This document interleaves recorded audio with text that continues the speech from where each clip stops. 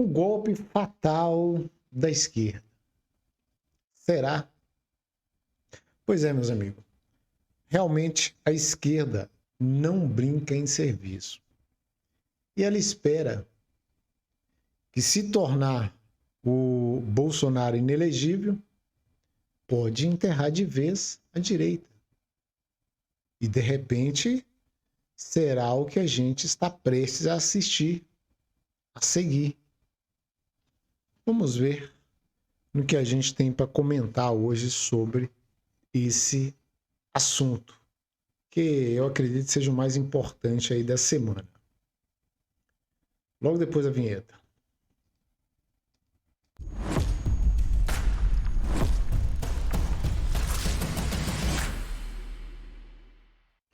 Então, diferentemente da esquerda, que só tem o Lula como um protagonista, como uma figura maior, o que pode angariar muitos votos, a direita tem muitas referências que pode enterrar de repente de vez o plano da esquerda, que é se perpetuar no poder, caso Bolsonaro seja impedido de disputar as eleições.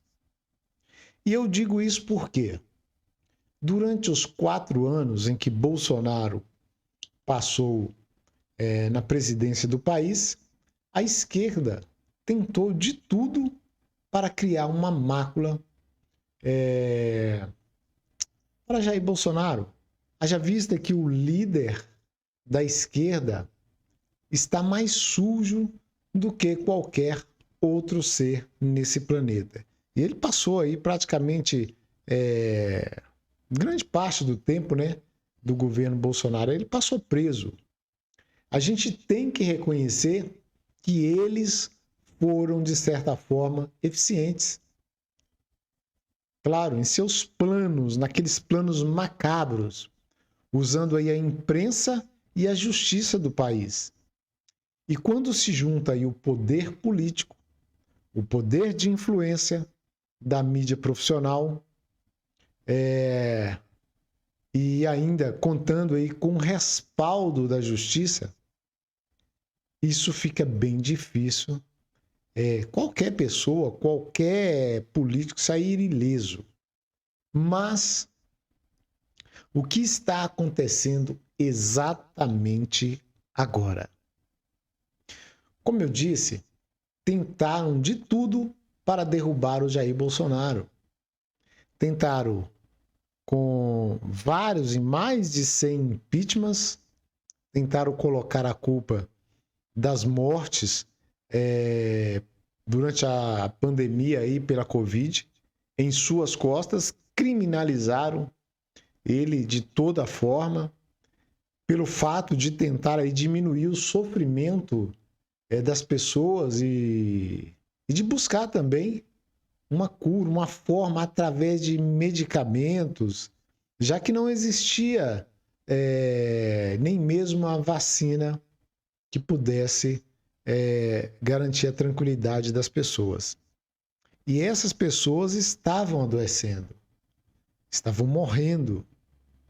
Mas, como pudemos assistir, como a gente assistiu, né, na verdade, abriram uma CPI para tentar jogar toda a culpa daquela doença nas costas daquele que estava querendo trazer apenas a salvação para os brasileiros. Não conseguiram, evidentemente, porque também não conseguiram provar as acusações que estavam fazendo. Mas conseguiram colar a alcunha em Bolsonaro de genocida. Esse termo, na verdade, não deveria nem ser usado dessa forma, porque nos leva a um momento muito triste da humanidade, em que cerca de 6 milhões de judeus foram mortos pelo Bigodinho. Mas da esquerda se pode esperar qualquer coisa. E como surgiu esse termo, genocida?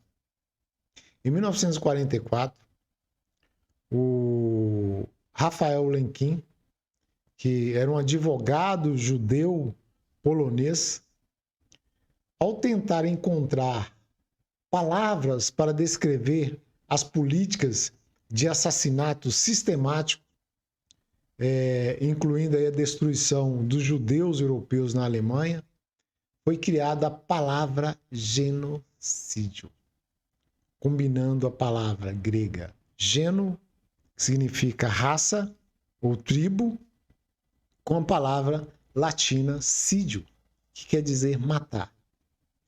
Com este termo, Lemkin definiu o genocídio. Como um plano coordenado com ações de vários tipos que objetiva a destruição dos alicerces fundamentais da vida de grupos nacionais com o objetivo de aniquilá-los. Então, dessa forma, passou a se entender o genocídio como quaisquer dos atos cometidos com a intenção de destruir total ou parcialmente um grupo nacional, étnico, racial ou religioso.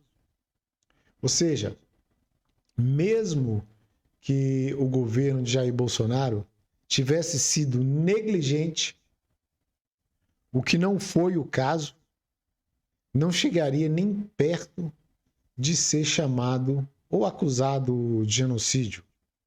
E o que a gente viu foi totalmente o contrário.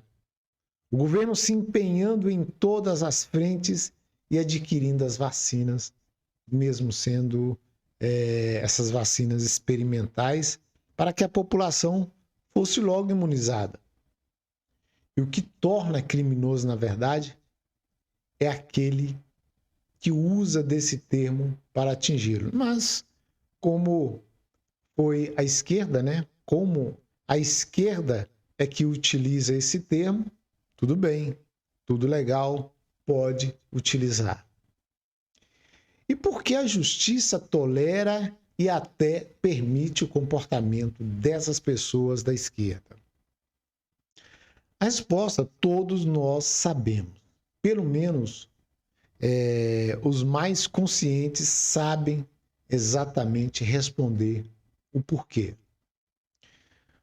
A gente viu que durante as eleições, um certo subprocurador, o Paulo Ganet Branco, que foi aí responsável pelas ações do Ministério Público perante o TSE, entendeu no seu julgamento lá que chamar o Bolsonaro de genocida não tinha nenhum problema. Porque o partido do Bolsonaro, evidentemente, fez uma ação para que não fosse feito isso durante a eleição. Mas o subprocurador achou que não tem problema nenhum chamar ele de genocida. E que o condenado não poderia ser chamado de ladrão. Na verdade, o descondenado, né? Ele não poderia ser chamado de ladrão durante as eleições. Apesar de ter sido comprovado por demais a sua participação nos esquemas de corrupção que houve no país. Esse subprocurador, que é sócio, ou foi sócio, não sei se ainda é sócio do ministro Gilmar Mendes no IDP, né? A gente já coloca, né, uma dúvida na situação dele. E agora a gente vê esse mesmo subprocurador, o Paulo Ganet, protagonizar novamente a investida contra o Jair Bolsonaro para tentar colocá-lo fora das disputas eleitorais até 2031. É claro que não é uma obra do subprocurador essas ações. Na verdade, essa é também uma ação coordenada. E por qual motivo estão querendo tirar o Bolsonaro da disputa? O Ministério Público, através desse subprocurador, entregou ontem, né, dia 12 de abril, ao TSE o parecer favorável pelo impedimento de Bolsonaro de disputar as eleições por 8 anos. E a alegação, meus amigos, é que Bolsonaro, quando presidente, se reuniu com embaixadores no Palácio da Alvorada para colocar em dúvida o sistema eleitoral brasileiro, como se ele não tivesse o direito de conversar, de falar sobre o sistema eleitoral brasileiro e de se reunir com embaixadores.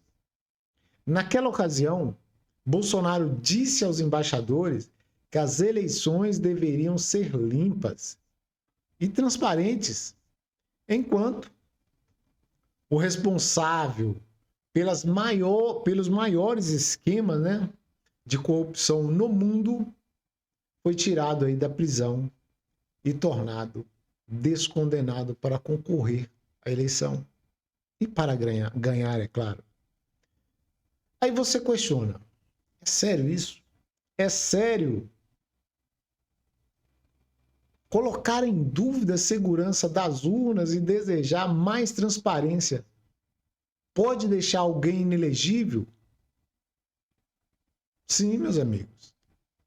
E se não tivesse acontecido aquela reunião, seria por um outro motivo. E o que eu posso dizer nesse momento é que o sistema é foda. Aí, fazendo esse mesmo... utilizando dessa mesma forma aí do Capitão Nascimento. Você não sabe o que é o sistema, né? Eu vou te mostrar um pouco aqui do que é o sistema.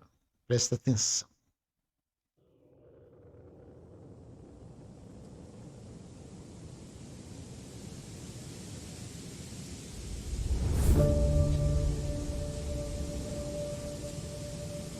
O sistema. O sistema é um inimigo invisível. O sistema tem braços onde o povo não enxerga. O sistema tira dinheiro de quem é trabalhador. O sistema prejudica quem quer oferecer emprego. O sistema é feito por políticos corruptos, espertalhões, ladrões, presidiários e assaltantes do dinheiro público. O sistema quer corromper a família. O sistema diminuiu o Brasil para o resto do mundo. O sistema te fez acreditar que esse país não tem jeito. O sistema te fez viver com medo todos os dias. Medo de ser assaltado. Medo de não pagar suas contas no fim do mês. Medo de deixar seus filhos saírem de casa. O sistema te convenceu que lutar é trabalhar e pagar mais e mais impostos. O sistema tirou a segurança da sua casa e do seu comércio. O sistema tirou o seu direito de ir e vir. O sistema tenta todos os dias tirar a capacidade de crescer profissionalmente. O sistema criou o Petrolão e o Mensalão. O sistema quer tirar sua liberdade de expressão.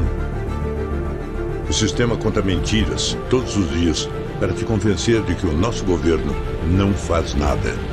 O sistema criou uma mídia corrupta. O sistema te enganou por muitos anos. Até que milhares de vozes caladas gritaram: basta. Meus amigos, deu para entender um pouquinho do que é o sistema. Não é tudo isso, não é só isso, né? É um pouco mais. Mas tá aí um pouco da explicação do que é o sistema no Brasil. Esse sistema que dita como o país deve seguir a sua caminhada. Pois é. É isso por hoje. Gostou do conteúdo? Se inscreva e compartilhe esse vídeo. Ficamos por aqui.